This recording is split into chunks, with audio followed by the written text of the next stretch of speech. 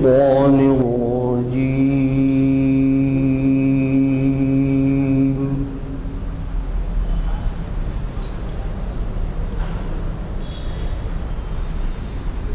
بسم الله الرحمن الرحيم.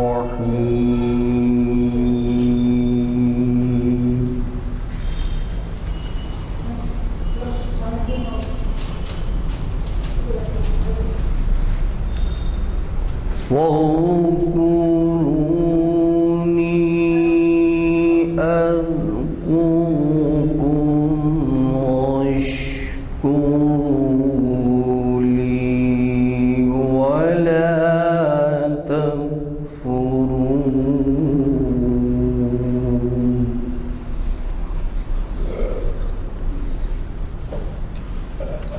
يا أيها الذين آمنوا استعينوا بالصبر والصلاة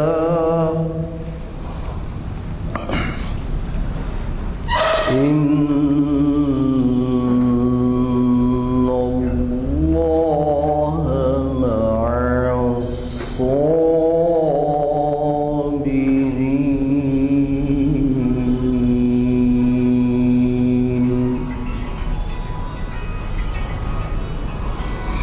ولا تقولوا لمن يقتل في سبيل الله أموات بل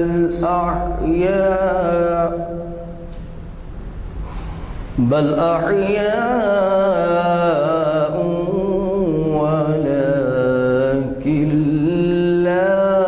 تشعرون.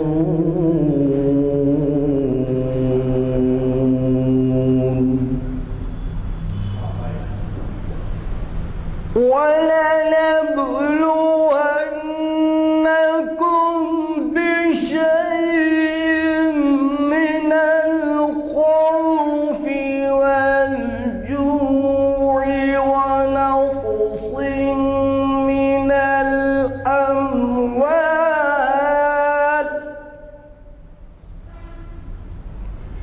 من الأموال والأنفس والثمرات وبشر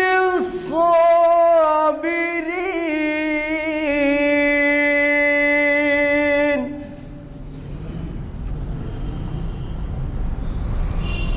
الذين إذا أصابتهم مصيبة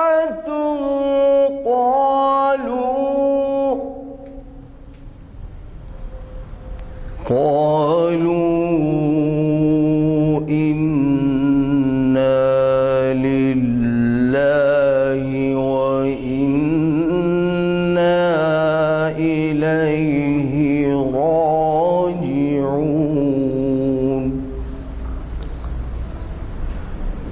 أولئك عليهم صلوات من ربهم ورحمة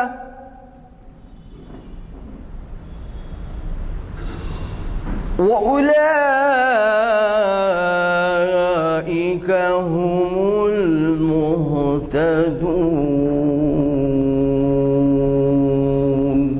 صدق الله العظيم. या नज़म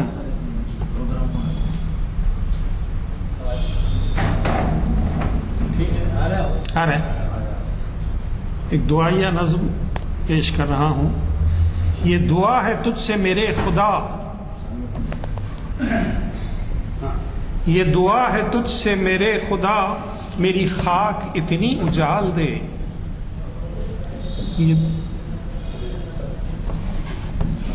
یہ دعا ہے تجھ سے میرے خدا، میری خاک اتنی اجال دے کہ اگر انا کی رمق بھی ہو میرے جسم و جان سے نکال دے، کہ اگر انا کی رمق بھی ہو میرے جسم و جان سے نکال دے، میری بات کیا میری ذات کیا یہ نفس ہے کیا یہ حیات کیا، میری بات کیا میری ذات کیا یہ نفس ہے کیا یہ حیات کیا، یہ تو مشت خاک ہے جب تلک تیرا عکس اس میں نہ ڈال دے، یہ تو مشت خاک ہے جب تلک تیرا عکس اس میں نہ ڈال دے، مجھے عز دے کے بڑا بنا، مجھے عز دے کے بڑا بنا، تیرا خوف دے کے کھرا بنا، مجھے عز دے کے بڑا بنا، تیرا خوف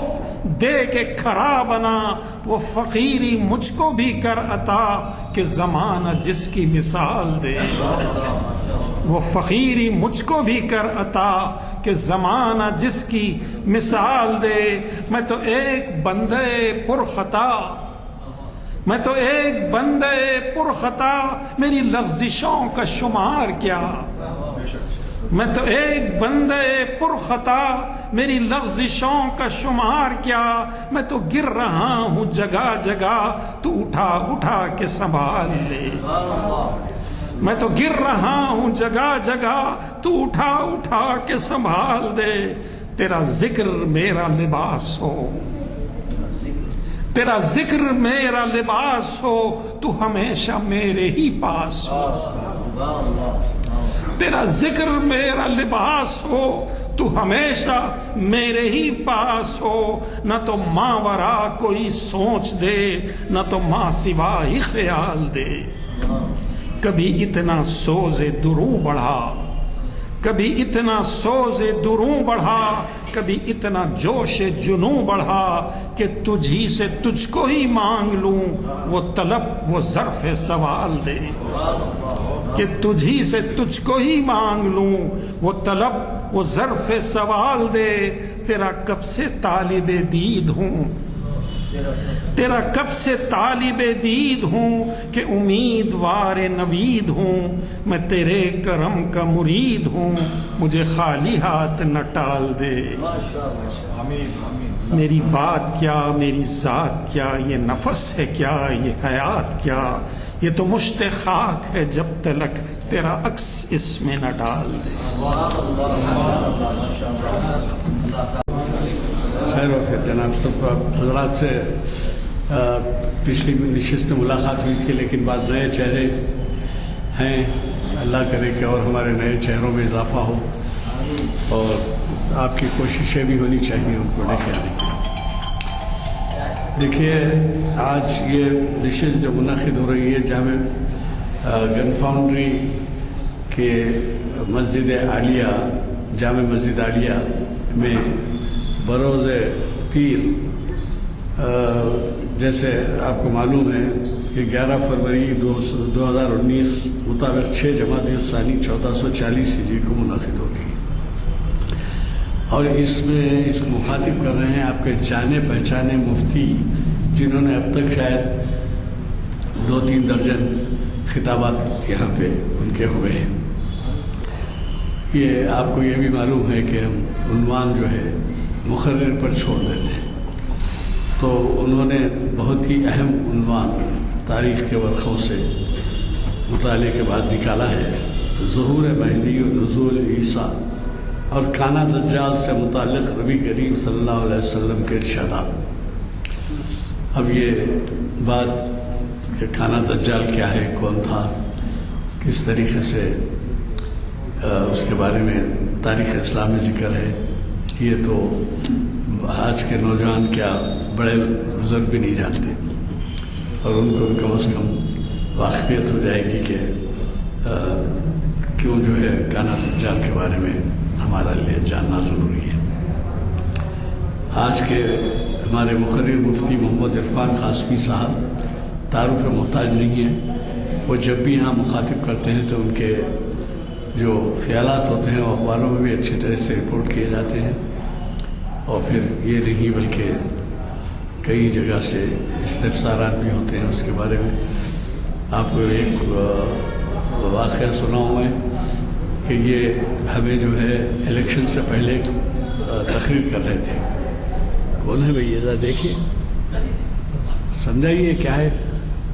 روزانہ سمجھانا کیا. تو الیکشن سے پہلے انہوں نے ایک اسپیچ دی جو اپنے آپ کی نوعیت میں جو ہے انوکھی تھی، اور سارے ہمارے شہر میں کیا اضلاع میں بھی اس کے اثرات ہوئے. اور انہوں نے اس بات کی تاکید کی کہ الیکشن میں ووٹ ڈالا جائے، اور اس کی وجہ یہ بتائی کہ آپ الیکشن میں ووٹ ڈال کے گواہی دے رہے ہیں. کیا گواہی دے رہے ہیں؟ کہ عوامی خدمت کے لیے جس کو چنا گیا تھا اس نے صحیح طور پہ خدمت انجام دی یا نہیں دی، اور اس کے بجائے آپ گھر پہ بیٹھے رہیں گے تو یہ جو ہے مناسب بات نہیں ہے. تو اس کو مختلف اشکال میں نے دیکھا کہ اخباری بیانات کے ذریعے علماء دین بھی جو ہے اس مفہوم کو جو آگے بڑھائے اپنے اپنے انداز سے. جی ہاں، نہیں، کافی لوگوں کے ووٹ دینے کے علاوہ علماء بھی اب تک اس معاملے میں اتنی باتیں نہیں بولے تھے جتنی کہ مفتی صاحب نے اس دن ہمیں آگاہ کیا. اور ظاہر ہے کہ اس کے بعد جو علماء کے بیانات آئے تو اس کی وجہ سے ظاہر ہے کہ تعداد بھی بڑی ووٹ دینے والوں کی. یہ ہماری شریعت انفارمیشن سروس کی 752ویں نشست ہے. جی 752 لکھے.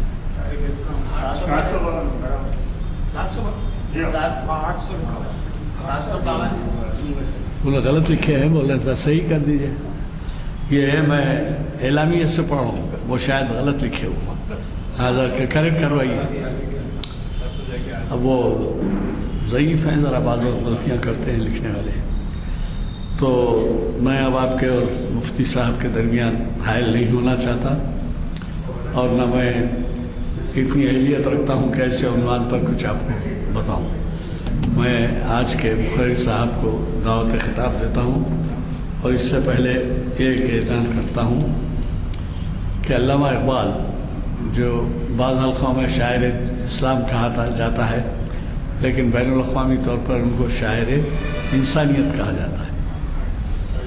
تو یہ جو ان کا جو خطاب، یعنی 4 شنبے کے دن جو لیکچر ہے ڈاکٹر لقائے الحق کا، یہ بہت بڑے اسکالر ہیں اور بڑی تیاری سے آتے ہیں، اور انہوں نے بہت ہی اہم عنوان دیا ہے، اور عنوان ہے پروفیسر آرنالڈ اور اقبال. پروفیسر آرنالڈ کون تھے؟ جو علامہ کے استاد تھے یونیورسٹی میں. وہ یورپین تھے، لیکن یہ بھی خیال کیا جاتا ہے کہ ان کی جو تربیت تھی، تعلیم تو تھی تربیت میں بھی آرنالڈ کا دخل تھا. تو اس وجہ سے پروفیسر آرنالڈ کی اہمیت بڑھ جاتی ہے کہ وہ ایسے بین الاقوامی شاعر کی تعلیم و تربیت میں انہوں نے حصہ لیا ہے. تو آپ، وہ یورپین تھے پروفیسر آرنالڈ. تو مجھے قوی توقع ہے کہ آپ 13 فروری کو جو 4 شنبے کے دن بعد اثر جو خطاب ہے اس میں شرکت فرمائیں گے، اور یہی نہیں بلکہ اپنے ساتھیوں کو، خصوصاً نوجوانوں کو ہو سکے تو لیتے ہیں.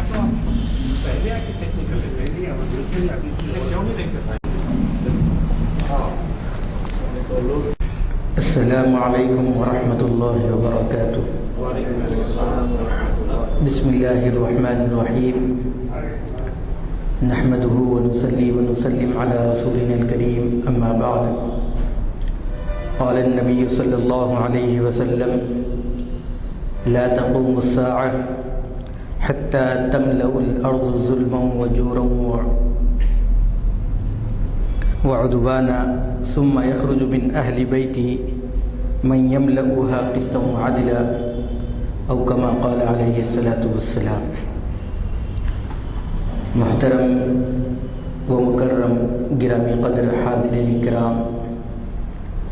و ناظرین عظام، آج جس موضوع کا انتخاب کیا گیا ہے وہ اس لیے اہمیت کا حامل ہے کہ جب بھی دنیا کے اندر مسلمانوں کے اوپر مظالم ہوتے ہیں اور مسلمانوں پر عمومی اعتبار سے مایوس کن حالات پیش آتے ہیں تو ہمیشہ امت مسلمہ کی نظریں اس شخصیت پر جا پہنچتی ہے جن کو حضرت مہدی کہا جاتا ہے، اور امت مسلمہ جناب نبی کریم صلی اللہ علیہ وسلم کی اہل میں پیدا ہونے والی اس شخصیت جس کے بارے میں اللہ کے رسول صلی اللہ علیہ وسلم نے امت کو بہت واضح ہدایات دی ہیں، یہاں تک کہ احادیث مبارکہ کے اندر اللہ کے رسول صلی اللہ علیہ وسلم نے اس شخصیت کی نہ صرف اوصاف کو ذکر کیا ہے بلکہ ان کے چہرے، ان کی ناک اور ان کی پیشانی کا نقشہ بھی اللہ کے رسول صلی اللہ علیہ وسلم نے کھینچا ہے، اور پھر یہ شخصیت جو بالکل قرب قیامت اللہ رب العزت ان کو ظاہر فرمائیں گے، اور اس وقت انہی کی خلافت کے اندر حضرت سیدنا عیسیٰ علیہ السلام کا نزول ہوگا، اور کانا دجال جب اس کا خروج ہوگا مسلمانوں اور یہودیوں کے درمیان میں جو کشمکش ہوگی اس کا خاتمہ حضرت سیدہ عیسیٰ علیہ السلام کے ذریعے سے ہوگا۔ یہ ایسے واقعات ہیں جن کے متعلق کتب احادیث میں خاص طور پر کتاب الفتن اس عنوان کے تحت امام بخاری رحمۃ اللہ علیہ نے، امام مسلم رحمۃ اللہ علیہ نے، اور ان کے علاوہ دیگر کتابوں کے اندر بھی جزئی واقعات کی تفصیلات ملتی ہیں، لیکن بدقسمتی کی بات یہ ہے کہ مہدی کے عنوان سے مختلف لوگوں کے نظریات اور پھر مختلف ادوار کے اندر لوگوں نے اپنے آپ کو مہدی ہونے کا اظہار کیا ہے، اور پھر اللہ کے رسول صلی اللہ علیہ وسلم کی انہی تعلیمات کے نتیجے میں نبی کریم صلی اللہ علیہ وسلم کی انہی پیشن گوئیوں کے نتیجے میں علماء کرام نے اس فتنے کا تعاقب کیا، صرف اس کا تعاقب کیا ہے بلکہ انہی احادیث مبارکہ کی روشنی میں ان لوگوں کا رد کیا ہے جنہوں نے اپنے آپ کو مہدی ہونے کا دعویٰ پیش کیا تھا۔ چنانچہ گزشتہ چند سالوں سے شکیلیت کا فتنہ جس کے متعلق تمام مکاتب فکر کے علماء کرام نے اس کے خارج از اسلام ہونے کا فتویٰ دیا ہے، بلکہ باضابطہ اخبارات کے ذریعے سے امت کو آگاہ کیا ہے کہ دربھنگا کا رہنے والا شکیل بن حنیف نے جو اپنے آپ کو مہدی موعود اور پھر عیسیٰ علیہ السلام ہونے کا والعیاذ باللہ دعویٰ کر رہا ہے، اگر اس کے ماننے والے جو موجود ہیں وہ اسلام سے خارج ہیں۔ اسی طریقے سے گزشتہ جب یہ عنوان دینے سے پہلے جب مجھے فون آیا تو اس سے 2-3 دن پہلے علماء کرام کی ایک بیٹھک ہوئی تھی گلبرگہ کے اندر، اور وہاں پر پتہ چلا کہ وہاں پر بھی ایک شخص نے دعویٰ کیا ہے اپنے آپ کو مہدی موعود ہونے کا، اور پھر دیکھتے ہی دیکھتے 300 ایسے طلباء جو عصری تعلیم حاصل کر رہے ہیں، کالجوں کے اندر پڑھ رہے ہیں، اس کے نرغے میں آ گئے۔ تو اب ارتداد کی جو لہر اس طریقے سے دوڑ رہی ہے کہ اس شخصیت کو لے کر حضرت مہدی علیہ السلام کو، جن کے متعلق امت محمدیہ ہمیشہ اس بات پر متفق ہے کہ اللہ کے رسول صلی اللہ علیہ وسلم نے اس شخصیت کے وجود میں آنے کے بعد جب وہ دعویٰ کریں گے مہدی موعود ہونے کا، تو ایسی صورت میں اس وقت اللہ رب العزت امت محمدیہ کو مجتمع فرمائے گا، اور پھر ایسے ایسے واقعات رونما ہوں گے جس کی وجہ سے مسلمانوں کو مسلسل جد و جہد کرنا پڑے گا۔ اس لیے خیال یہ ہوا کہ آپ حضرات کے سامنے ان تین جو قرب قیامت ظاہر ہونے والے یا ان واقعات کو جو تفصیل سے اللہ کے رسول صلی اللہ علیہ وسلم نے بیان فرمایا ہے ان کا اظہار کر دیا جائے۔ چنانچہ سب سے پہلے ہم حضرت مہدی علیہ السلام کا تذکرہ کریں گے۔ اللہ کے رسول صلی اللہ علیہ وسلم نے ان کی آمد سے پہلے کچھ واقعات کا اظہار فرمایا ہے کہ امام مہدی جب آئیں گے تو ان سے پہلے دنیا کی حالت کیا ہوگی۔ تو اللہ کے رسول صلی اللہ علیہ وسلم کی پیشن گوئیوں میں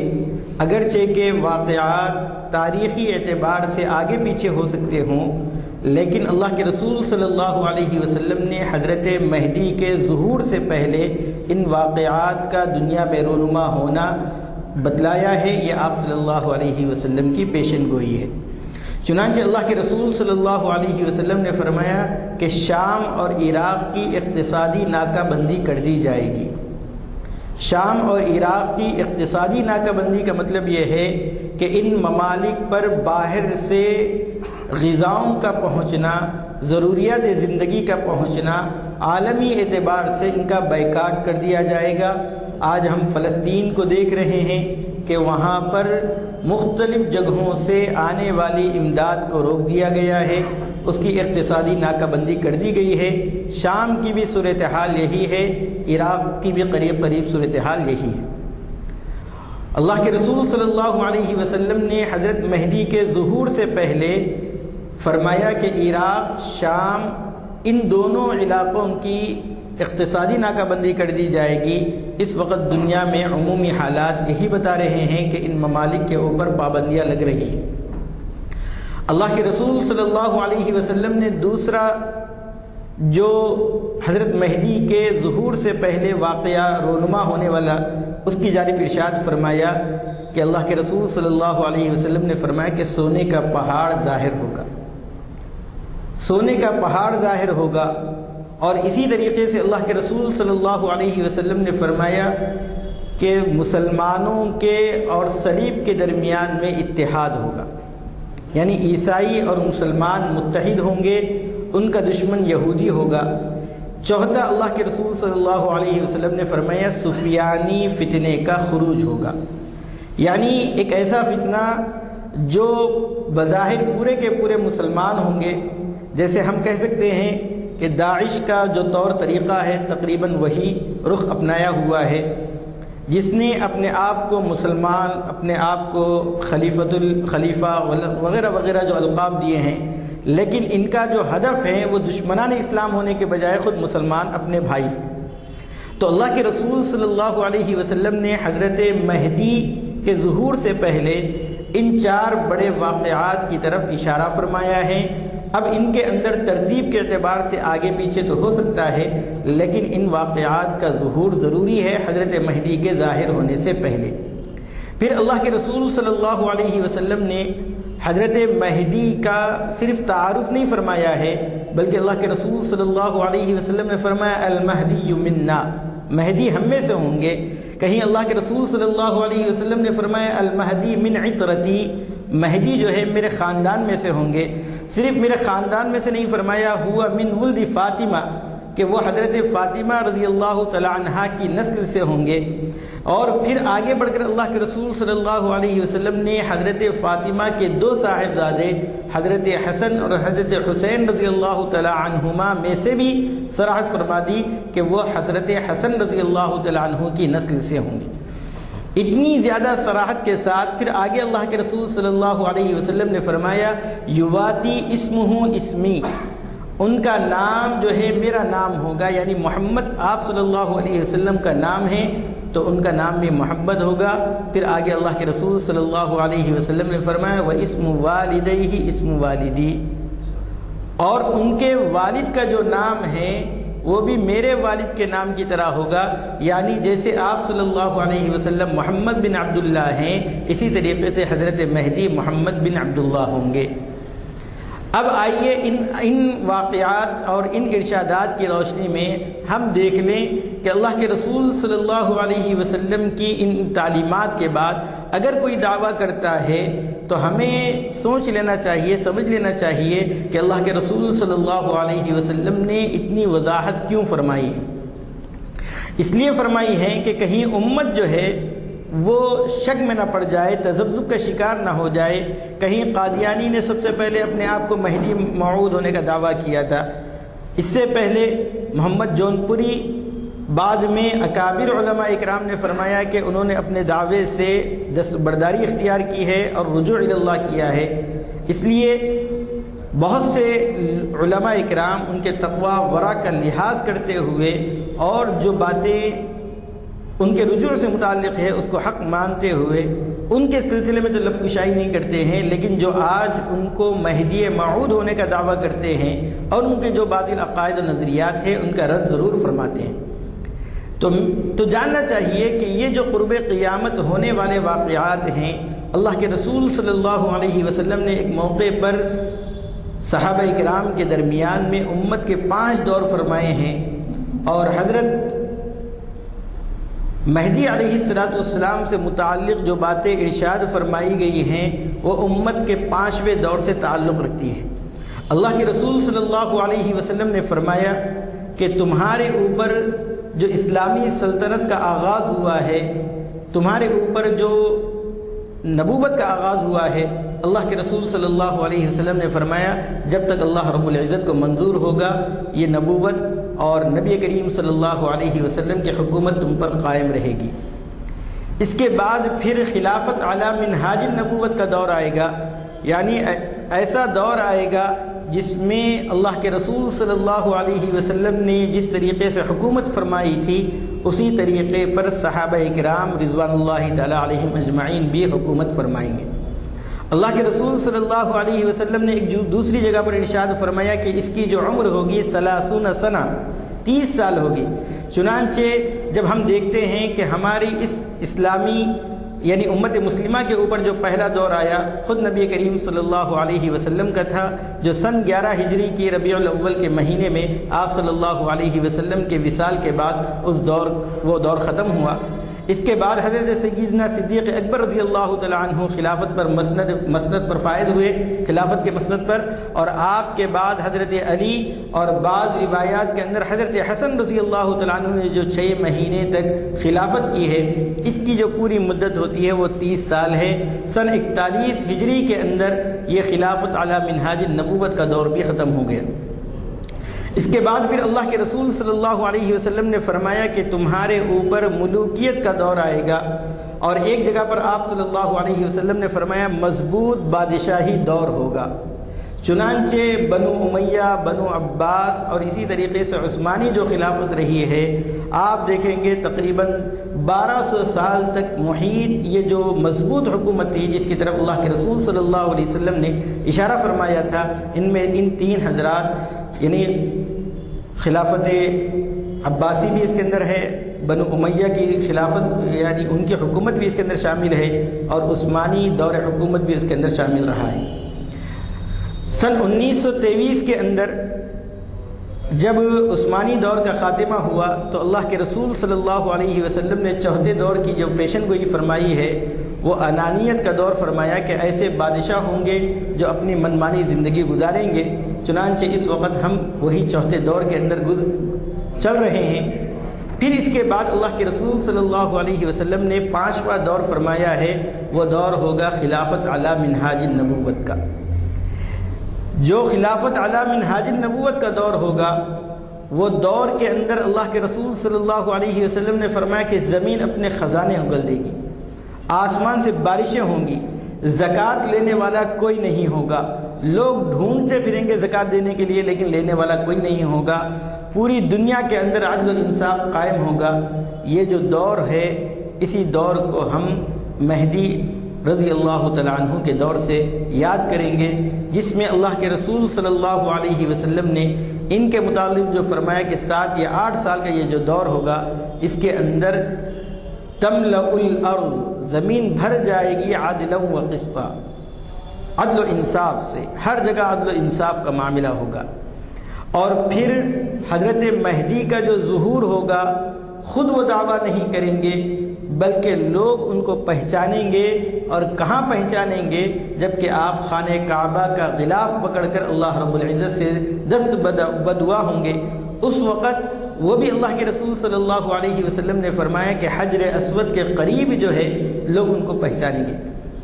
اس لیے اتنی صراحت ہمارے لیے کافی ہونی چاہیے۔ اگر کوئی دعویٰ کرتا ہے اپنے آپ کو مہدی موعود ہونے کا، تو ایسی صورت میں امت مسلمہ کو کم از کم اتنا علم ہونا چاہیے کہ اللہ کے رسول صلی اللہ علیہ وسلم نے اس شخصیت کے سلسلے میں ہمارے سامنے اتنی واضح ہدایتیں دی ہیں کہ وہ جو ہے حضرت فاطمہ، اور حضرت فاطمہ کے بھی جو 2 اولاد ہیں ان میں سے حضرت حسن، اور پھر حضرت حسن کی اولاد میں ہونا کافی نہیں ہے بلکہ ان کا نام جناب نبی کریم صلی اللہ علیہ وسلم کے نام کے مطابق، اور ان کے والد کا نام بھی جناب نبی کریم صلی اللہ علیہ وسلم کے نام کے مطابق ہونا ہے۔ پھر اللہ کے رسول صلی اللہ علیہ وسلم نے ان کا حلیہ جو بیان فرمایا ہے، اس میں فرمایا کہ ان کی پیشانی کشادہ ہوگی، ان کی پیشانی کشادہ ہوگی، ناک لمبی ہوگی، چہرہ جو ہے روشن ہوگا۔ اللہ کے رسول صلی اللہ علیہ وسلم نے پھر آپ ان کے اخلاق کے سلسلے میں فرمایا کہ ان کے اخلاق وہی ہوں گے جو میرے اخلاق ہیں، البتہ جو ہے میری جو رنگت ہے یا میرے جو خلقی جو صفات ہے اس سے وہ متصف نہیں ہوں گے، اخلاقی اعتبار سے اللہ کے رسول صلی اللہ علیہ وسلم سے یہ متصف ہوں گے۔ پھر جب 2 یہودیوں کا اور حضرت مہدی کی فوج کا جب آمنا سامنا ہوگا، اور مسلمان 3 دن تک لڑائی کریں گے، جس میں سے 2 دن جب مسلمان یہودیوں سے لڑنے جائیں گے تو جتنی تعداد گئی تھی 2/3 وہاں پر جام شہادت نوش فرمائے گی، 1/3 واپس آئے گی۔ دوسرے دن بھی حضرت مہدی لشکر کو بھیجیں گے، وہ بھی اسی کے اندر بھی وہی واقعہ ہوگا کہ 2/3 شہادت فرما جائے گی اور 1/3 واپس آئے گی۔ ایسی کشمکش کے عالم میں جب سب لوگ اللہ رب العزت سے رجوع ہوں گے اور حضرت مہدی فجر کی نماز پڑھانے کے لیے دمشق کی جامع مسجد میں اقامت کہی جا چکی ہوگی، حضرت مہدی مصلی پر کھڑے ہوں گے، اس وقت حضرت عیسیٰ علیہ السلام کا نزول ہوگا۔ 2 فرشتوں کے کندھوں پر ہاتھ رکھ کر آپ دمشق کی جامع مسجد کے مینارے پر اتریں گے، اور پھر آپ صلی اللہ علیہ وسلم نے جو احادیث کے اندر حضرت عیسیٰ علیہ السلام کی کیفیت بیان فرمائی ہے وہ یہ ہے کہ آپ کے بال نرم ہوں گے، زرد لباس پہنے ہوئے ہوں گے، اور اللہ کے رسول صلی اللہ علیہ وسلم نے فرمایا کہ جب حضرت عیسیٰ علیہ السلام تشریف لائیں گے تو ایسا محسوس ہوگا گویا کہ ابھی نہا کر آئے ہیں، اور آپ جیسے ہی سر نیچے کریں گے تو آپ کے چہرے سے، آپ کے سر سے جو ہے پانی کے قطرات ٹپکیں گے۔ حضرت مہدی جیسے ہی حضرت عیسیٰ علیہ السلام کو دیکھیں گے فوراً پیچھے ہٹنے لگیں گے، آپ اشارے سے منع فرمائیں گے کہ نہیں، لیکن حضرت مہدی باصرار پیچھے ہٹنے لگیں گے، تو بعد میں حضرت عیسیٰ اپنے ہاتھ کا سہارا دے کر حضرت مہدی کو آگے بڑھائیں گے، اور یہ علامت ہوگی کہ اب حضرت عیسیٰ علیہ السلام کا جو نزول ہوا ہے بحیثیت نبی نہیں ہوا ہے، بحیثیت امتی ہوا ہے، اس لیے کہ نبی کی موجودگی میں کوئی اور امام نہیں بن سکتا ہے۔ یہاں پر امت مسلمہ کی، امت محمدیہ کی یہ خصوصیت یہ ہے کہ حضرت عیسیٰ علیہ السلام پہلی مرتبہ جب زمین پر نزول ہوگا اور آپ نماز پڑھیں گے تو وہ جناب نبی کریم صلی اللہ علیہ وسلم کی امتی کی اقتداء میں نماز پڑھیں گے۔ پھر اس کے بعد نماز کے بعد حضرت مہدی اور حضرت عیسیٰ علیہ السلام کی تفصیل سے گفتگو ہوگی، جنگ کے متعلق گفتگو ہوگی۔ پھر حضرت عیسیٰ علیہ السلام حکم دیں گے کہ دروازہ کھول دو۔ دروازہ کھولنے کے بعد کانا دجال جو اپنی لشکر کو لے کر بہت زیادہ جوش میں تھا، اور اس نے 2 دن تک جو مسلمانوں کا حشر کیا تھا، اس کی وجہ سے اس کو یہ یقین تھا کہ اب تیسرے دن جو ہے میں ان لوگوں پر فتح پا جاؤں گا، غالب آ جاؤں گا۔ روایات میں آتا ہے کہ جیسے ہی حضرت عیسیٰ علیہ السلام کی نظر حضرت عیسیٰ علیہ السلام پر پڑے گی، فوراً بھاگنے لگے گا، اور بھاگتے ہوئے حضرت عیسیٰ علیہ السلام اس کا تعاقب کریں گے۔ تو اسرائیل میں آج جو مقام لد ہے اور جہاں پر اسرائیل میں آج ہوائی اڈہ بنا ہوا ہے، حضرت مولانا اسد قاسم سنبلی رحمۃ اللہ مدد اللہ العالی نے اپنی کتاب امام مہدی شخصیت و حقیقت کے اندر لکھتے ہیں کہ عجیب اتفاق یہ ہے کہ اللہ کے رسول صلی اللہ علیہ وسلم نے جس مقام کی تعیین فرمائی ہے کہ یہاں سے کانا دجال فرار ہونے کی طاق میں ہوگا، آج وہیں پر ہوائی جہاز بنا ہوا، ہوائی اڈہ بنا ہوا ہے، ایئرپورٹ وہیں پر بنایا گیا ہے۔ اور اللہ کے رسول صلی اللہ علیہ وسلم فرماتے ہیں کہ جیسے ہی حضرت عیسیٰ علیہ السلام اس کو دیکھیں گے، اس کے حواس باختہ ہو جائیں گے، اور حضرت عیسیٰ علیہ السلام اس کے اوپر نیزہ مار کر اس کو ہلاک کر کے باضابطہ مسلمانوں کے دلوں میں جو اس کا رعب بیٹھا ہوا تھا اس کو ختم کرنے کے لیے آپ نیزہ آسمان کی طرف اٹھائیں گے، اور اس کے ہلاکت ہونے کا یقین مسلمانوں کو ہو جائے گا۔ اس کے بعد پھر اللہ کے رسول صلی اللہ علیہ وسلم فرماتے ہیں کہ جب حضرت عیسیٰ علیہ السلام کانا دجال کا خاتمہ کر چکے ہوں گے تو اس کے بعد یہودیوں کا خاتمہ کرنے کے لیے جب مسلمان جائیں گے تو پتھر بھی گواہی دے گا کہ میرے پیچھے یہودی چھپا ہوا ہے، تم اس کا خاتمہ کر دو۔ صرف ایک درخت ہے جس کے متعلق حضرت اسد قاسم سنبلی صاحب مدد اللہ العالی فرماتے ہیں کہ آج اسرائیل کے اندر اسی درخت کی کاشت زیادہ ہو رہی، اسی درخت کی کاشت زیادہ وہ کر رہے ہیں، تو وہ درخت کے علاوہ باقی سب گواہی دینے لگیں گے کہ میرے پاس یہودی ہے، تم اس کا خاتمہ کر دو۔ چنانچہ اللہ کے رسول صلی اللہ علیہ وسلم فرماتے ہیں کہ حضرت مہدی اور حضرت عیسیٰ علیہ السلام کا یہ جو ملاب ہوگا اس سے یہودیت کا خاتمہ ہو جائے گا، اب ہمیشہ کے لیے یہودیت کو ختم کر دیا جائے گا۔ پھر حضرت عیسیٰ علیہ السلام چونکہ عیسائی انہی کو مانتے ہیں تو یہ تمام کے تمام مسلمان ہو جائیں گے، پھر ان کا جو مقابلہ ہوگا وہ کفار سے ہوگا، پوری دنیا کے اندر اسلام کا بول بالا ہو جائے گا،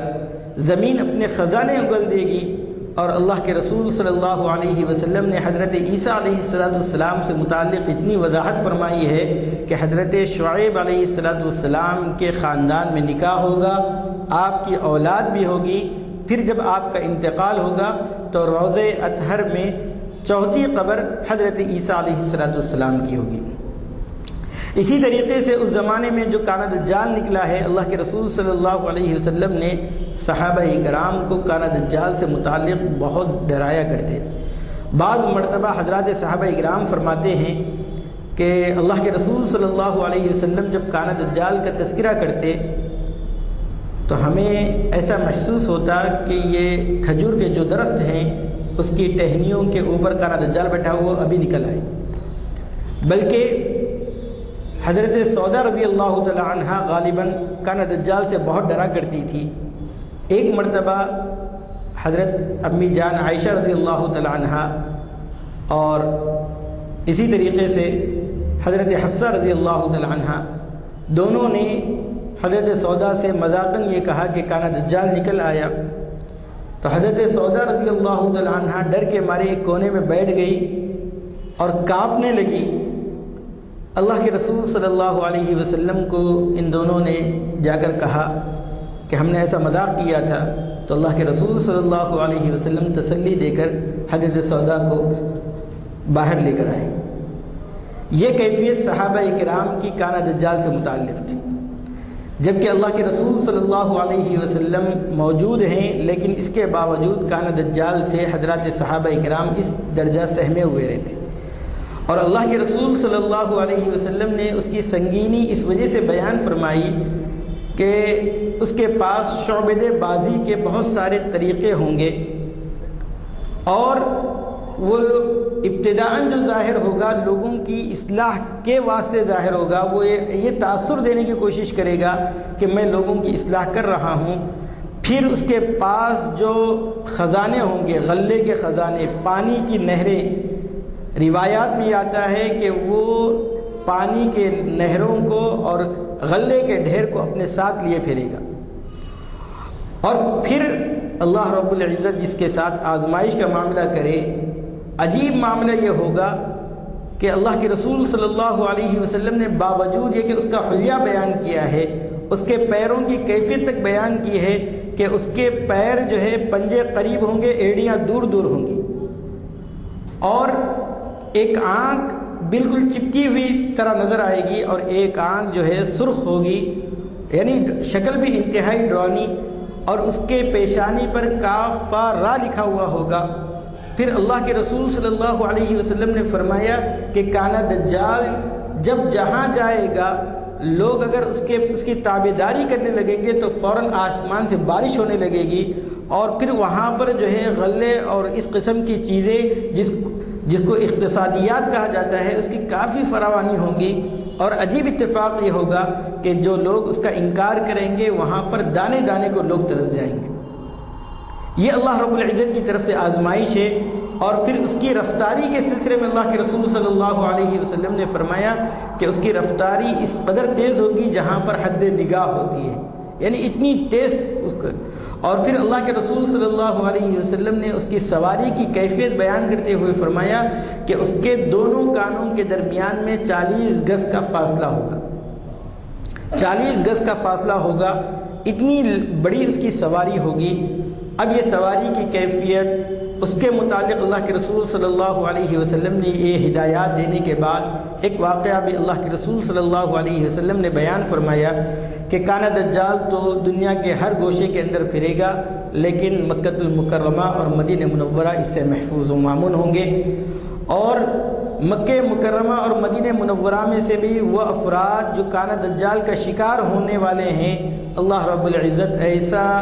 ماحول بنا دیں گے کہ لوگ مکے اور مدینے سے باہر نکل کر اس کی تابعداری میں آ جائیں گے۔ لیکن ایک بزرگ ہیں جو اس کے پاس پہنچیں گے، لوگ اس کو روکیں گے کہ کہاں جا رہا ہے؟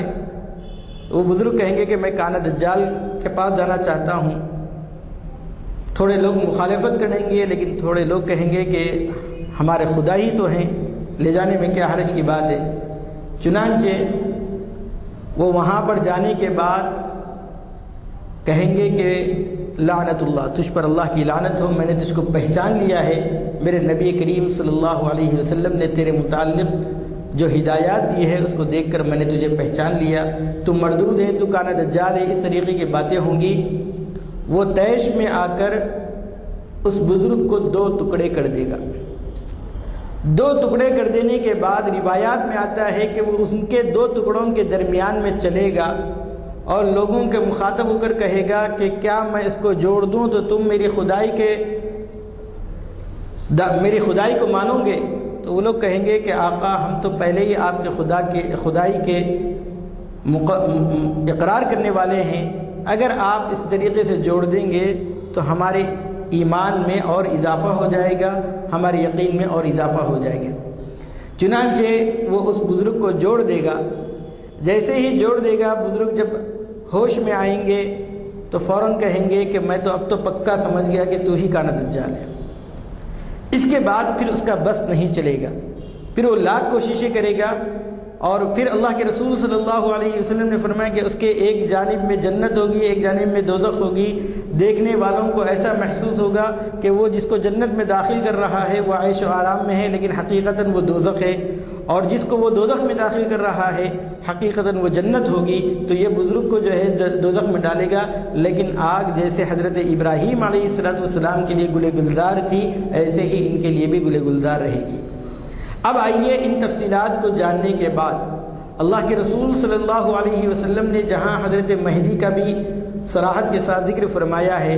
حضرت عیسیٰ علیہ السلام کے متعلق بھی ہدایتیں دی ہیں، اور کانا دجال سے متعلق بھی اللہ کے رسول صلی اللہ علیہ وسلم نے یہ سب ارشادات بیان فرمائے ہیں۔ اس کا مقصد کیا ہے؟ اس کا مقصد یہ ہے کہ ہمارا ایمان صحیح سالم اور محفوظ رہے۔ بہت سے لوگ ہیں جنہوں نے دعویٰ کیا تھا مہدی موعود ہونے کا، لیکن وہ آگے بڑھ کر عیسیٰ علیہ السلام ہونے کا دعویٰ کرنے لگے، چاہے وہ قادیانی ہوں، چاہے وہ شکیل بن حنیف ہو یا کوئی اور ہو۔ عجیب اتفاق یہ ہے کہ جو بھی مہدی موعود ہونے کا دعویٰ کرتا ہے وہ حضرت عیسیٰ ہونے کا بھی دعویٰ کرنے لگتا ہے، حالانکہ دونوں شخصیتیں الگ الگ ہیں، دونوں شخصیتیں جدا جدا ہیں۔ اور پھر اللہ کے رسول صلی اللہ علیہ وسلم نے ان کے متعلق جو جزئیات بیان فرمائی ہے، حالانکہ عام طور پر ہم احادیث مبارکہ یا قرآن مجید کی آیات پر نظر ڈالتے ہیں تو ہمیں پتہ چلتا ہے کہ قرآن مجید اور احادیث مبارکہ اصولیات پر بحث فرماتا ہے، ان دونوں میں اس کے متعلق بحث ہوتی ہے، لیکن جزئیات جو ہے وہ علماء امت کے حوالے کیے جاتے ہیں کہ وہ ان کی تشریح کرے۔ لیکن اللہ کے رسول صلی اللہ علیہ وسلم نے قرب قیامت ہونے والے ان 3 واقعات سے متعلق جزئی تفصیلات بھی بیان فرمائی ہے امت کی رہبری اور رہنمائی کے لیے۔ اس لیے ہمیں اصل جو ماخذ ہے قرآن و حدیث، اسی کا گہرائی سے مطالعہ کرنا چاہیے اور اس سے متعلق جو مضامین ہیں اس کو اپنے اندر سمیٹنا چاہیے۔ بعض روایات اصل کے اعتبار سے، جس کو اسماء الرجال کہتے ہیں، ضعیف ہو سکتی ہیں، لیکن